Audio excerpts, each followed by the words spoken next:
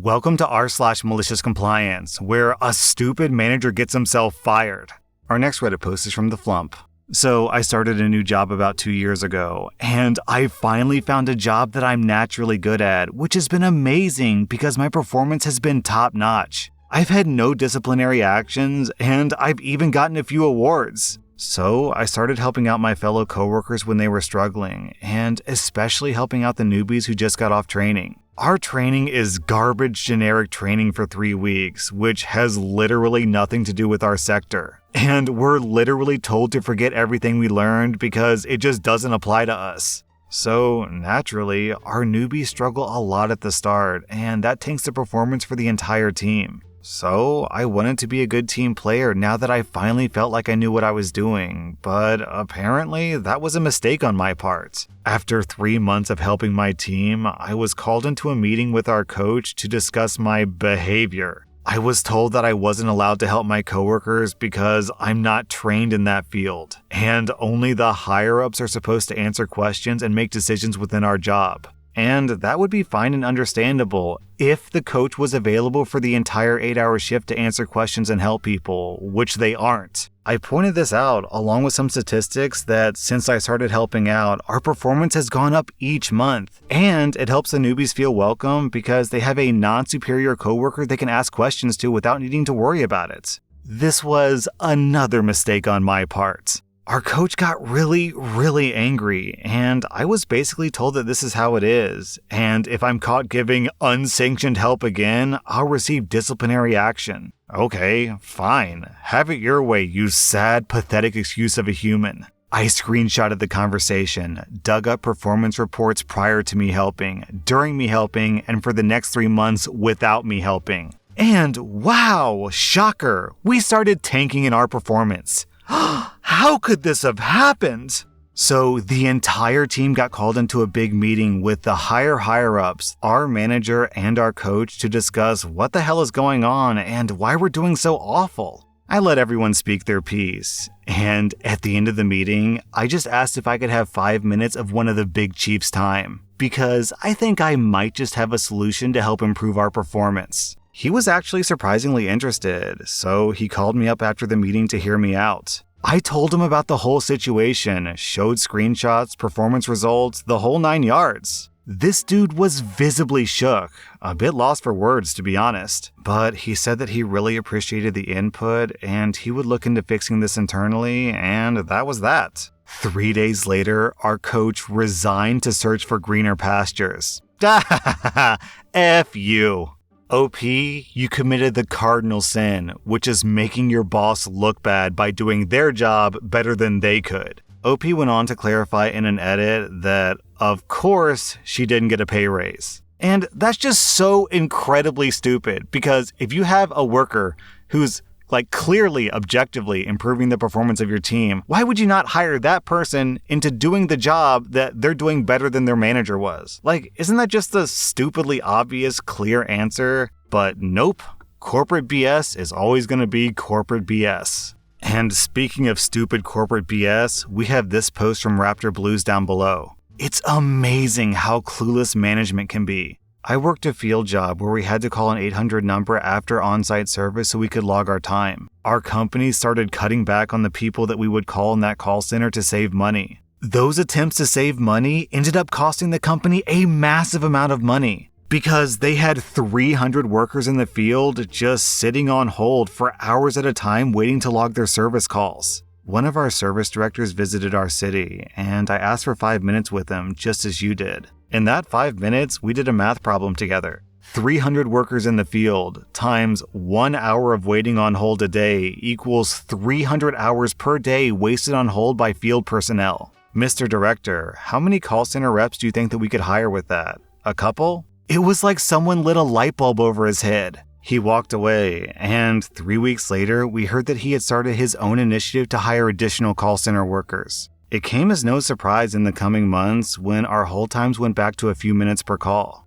Our next Reddit post is from Poncho Muffin. I work for an embroidery company that embroiders logos onto uniform shirts. There's this one particular shirt that we get all the time that has a diagonal closure. So the left side of the chest is essentially covered by a huge flap coming from the right side. There is such little room on the left side that any logo bigger than an inch looks like it's gonna go into the person's armpit. After a few complaints, we made a policy to only allow that shirt to put logos on the right side. A big company we work with likes to make massive orders with generalized embroidery placement. Whenever I would see this particular shirt was in the mix, I would reach out to them to let them know that we had to switch a logo to the right side. One difficult manager from that company reached out to the client with my suggestion and got an earful because the client insisted their logo could only be placed on the left due to company policy. Instead of smoothing it over with her client, the rep took it out on me. She sent me a very aggressive email stating that we were perfectly capable of embroidering the shirt on the left side because we had done it in the past, and to stop blowing up her inbox with suggestions for a better embroidery location. From now on, whatever embroidery location the order requests was final. I saved the email, and I got my boss's blessing to immediately stop all quality control emails for this company, per the manager's request. One day, a huge order comes in, all diagonal closure shirts, all left side embroidery. I maliciously complied and sent the order on its way with no hassle to that manager. A week later, an executive from that company emails me, horrified. He forwarded me photos of the client's shirts, all with the logos in the armpits. He said they had to refund the client over $10,000 and that the client was in an uproar, and he never wanted to order shirts from them again. He asked me, why didn't we tell them that this was a bad location for the embroidery? I didn't say a word. I simply forwarded the email the manager sent me, telling me verbatim that I was to no longer waste the company's time making useless suggestions for those shirts. Our next Reddit post is from Throw080. This took place about 15 years ago and involved Wells Fargo. There are some important parts that come into play. 1. My spouse and I were young and dumb financially. We both had bounced a few checks on our own checking accounts. They were closed a few years prior. Wells Fargo offered a way to rehab your checking account history. They offered you the opportunity to pay them an additional $10 a month to have the right to have a checking account. They restricted the release of funds and made life difficult to even have a checking account. But if you played by their rules, you could graduate to a traditional checking account after a year. 3.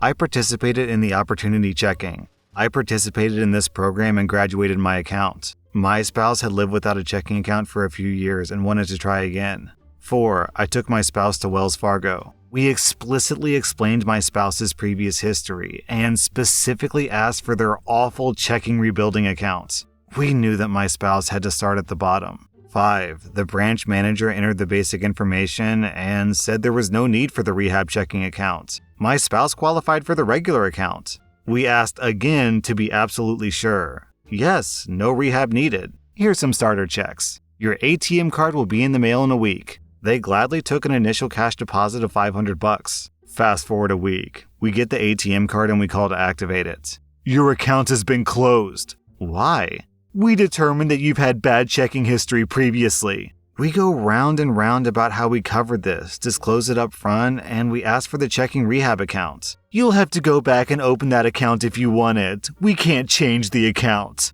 So they're closing the account because we have to have the rehab checking account, the one that we specifically asked for and they refused. Facepalm. My spouse didn't know what to say, so we got on speakerphone. I started asking questions. I asked, so will you pay the outstanding checks and refund the rest? No, we won't pay any checks. You'll be charged for return checks from your merchants. Since then, my spouse had written 3 checks totaling less than $100. Very few places accepted starter checks. I said, but we have the funds in the closed accounts to pay them. What's the issue? We don't do that. At this point, the person on the phone became flustered. Nobody seems to ever have the funds or the audacity to demand them to pay checks written in good faith. They had no answers on why they refused that checking account, which we should have had in the first place. They didn't think that they had a responsibility to notify us that the account was closed. And how dare we challenge their policy? They didn't like how I kept pointing out that there wasn't a single thing that we did wrong, but they think that they're not responsible for return check fees. So the person on the phone decided to just not talk to me any longer. They hung up and we called back. The same thing happened.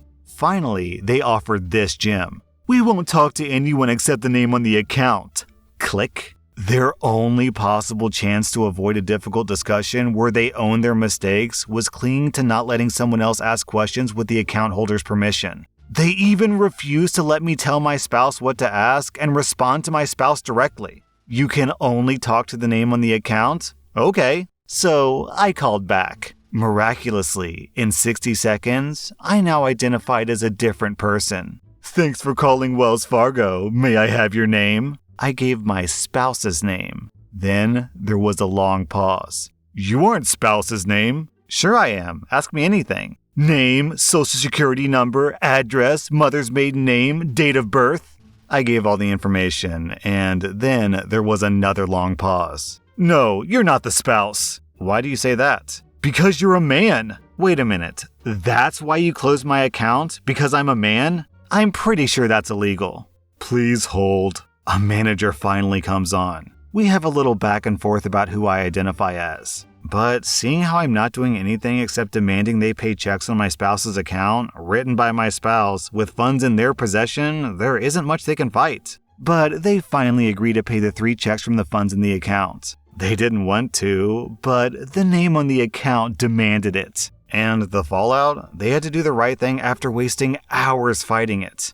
Down in the comments, we have this story from Blythe. When my mom died, we were trying to close accounts and switch names on the account. It was for things like paying off mortgages and changing the utilities, things that had to be done pretty soon after she passed away. I was told repeatedly that they would only speak to the account holder. I understood they were just following their training, but come on, she was dead. How was I supposed to get in touch with her? I told one person they would need a medium or a Ouija board to speak to her, and if they did make contact, to have her call me because I wanted to speak to her too. Then Ars Torak replies, when my grandmother passed, my grandfather took her urn with him to the various banks and whatnot. He placed it on people's desks so they could speak to her directly. It made the whole process a lot quicker. Our next Reddit post is from Ashtit. I work in healthcare, where phones are not allowed to be used while we're caring for patients. This is for privacy reasons, which is fine and understandable. Most of us have our phones on us or in the break room, and we don't use them unless on break or away from patient care areas. None of us check our phones while we're busy, and if we do, we'll always get called out for it by other staff. We were all recently in a meeting where we were told that we're no longer allowed to have our phones on us because it's a distraction and against policy, meaning we can't use our phones unless we're out of our unit or off hospital grounds. A few people piped up and said they had young kids in care where their phone was a direct communication for their carers, or they had issues at home so they had to keep their phones on them at all times. Not only that, but we also have a half hour of unpaid lunch break where we should be able to use our phones as we see fit. But this was also denied because it's still in a healthcare setting and it could cause privacy issues. Now, I know that working in healthcare and personal mobile phones don't mix, and it really is against policy. However, completely denying us access to our phone is a total overreaction. They brushed off our concerns that some people had trouble at home by saying that if things were really that bad at home, then we shouldn't be at work. Many people were a bit taken back by this, saying that a lot of home issues are resolved by a quick text back, and not allowing us access to our phones while at work was a bit unreasonable. Our manager said that if that's the case, then we can just give people her direct work number and messages can go through her. So, cue malicious compliance. We gave her phone number to all of our home contacts, spouses, carers, schools, etc. And as a result, her phone started continuously ringing. The first was a lady whose husband needed approval for a big financial decision at home. The next was a vet calling to tell a coworker that their dog had to be put down. I got a call from my children's daycare saying that my son had been bitten and he was bleeding. There were several other phone calls within the span of a few hours, with my manager running to find us to relay messages or pull us off the floor so we could speak to the callers. She was wasting more time than if we were allowed to just shoot back a quick text or take a call during a break. The next day, we were told that we could have access to our phones while on break and to please tell our home contacts to stop calling the manager's phone. It took a few days for everyone to get the message, meaning there were still many unnecessary calls coming through. But it made it obvious that the need for communication lines to be open at home was important. Our next Reddit post is from Nuga Bear Dev. So I booked a flight for the 24th of December to visit my grandparents. Trying to be responsible, I booked the flight 8 weeks in advance. I paid 150 euros for both flights, and sure, I'll pay the extra 6 euros for a suitcase. So everything is good and I stopped worrying about the flight. Well, last week I got an email telling me the flight time has changed. Okay, I check it, and great, it departs 2 hours earlier.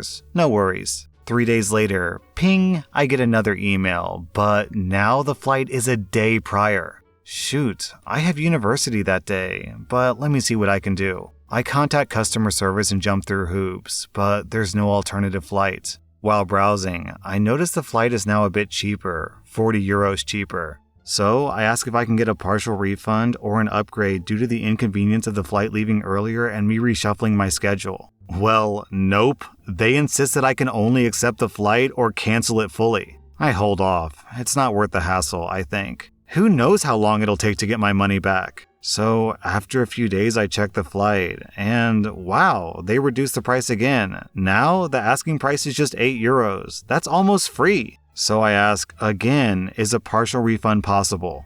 No. Okay, no problem. Please cancel my booking. 24 hours later, they notify me the full refund has been processed. Great, now I book the flight again for just 15 euros there and back again. Now that's a cheap flight. The taxi to the airport cost me more, but hey, no partial refund.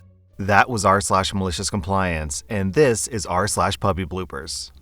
Oh my god, Hugo, that is nasty. You gotta get out. Come on, dog. Come on.